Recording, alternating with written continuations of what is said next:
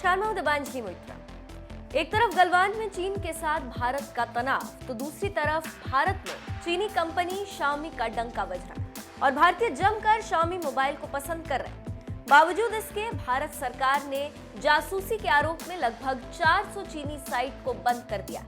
जी, भारत दुनिया के सबसे बड़े स्मार्टफोन मार्केट्स में शामिल और हाल ही में सामने आई नई स्टडी में बताया गया है कि इंडियन यूजर्स कौन से ब्रांड के स्मार्टफोन्स खरीदना पसंद करते हैं। टॉप पोजीशंस पर चाइनीज ब्रांड्स हैं और इनमें सबसे बड़ा मार्केट शेयर शाओमी के पास। इस साल की तीसरी तिमाही में भी शाओमी ने सबसे ज्यादा स्मार्टफोन्स बेचे और करीब 1 करोड़ 30 लाख शाओमी स्मार्टफोन्स अगस्त से अक्टूबर के बीच बेचे गए। स्मार्टफोन मार्केट से जुड़ा डेटा कैनलिस की ओर से जारी किया गया। शाओमी का मार्केट शेयर जुलाई से अक्टूबर वाली तिमाही में 26.1% रहा, जो पिछले साल के मुकाबले 1.1% ज्यादा।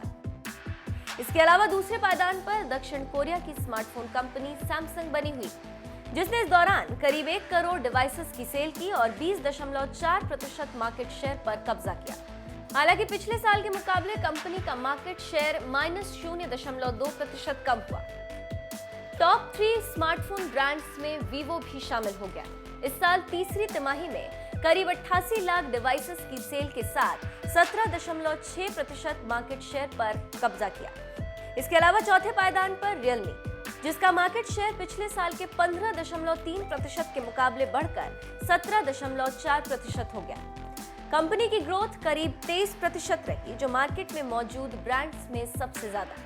मोबाइल मार्केट की 5वीं पोजीशन पर ओप्पो विराजमान और करीब 61 लाख स्मार्टफोन्स कंपनी ने इस दौरान बेचे। ओप्पो का मार्केट शेयर करीब 12.1% रहा। इस तरह केवल 5 स्मार्टफोन मैन्युफैक्चरर्स ही करीब 93.6% इंडियन मार्केट कंट्रोल करते हैं। खास बात यह है कि एप्पल आईफोन्स की मांग भी भारत में बढ़ी।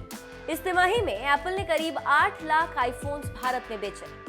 कैलिफोर्निया के कंपनी को प्रमोशनल ऑफर्स और भारत में ऑनलाइन स्टोर खोलने का फायदा मिला।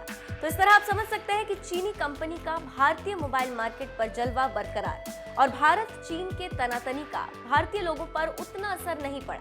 मतलब ये कि तनाव अपनी जगह है और व्यापार अपनी जगह। वहीं राजनीति और आर्थिक मामलों के जानकारों के मुताबिक तनाव सरकारों के बीच है, व्यापार अपनी गति से चल रहा है और भारत का भी व्यापार चीन में बढ़ा।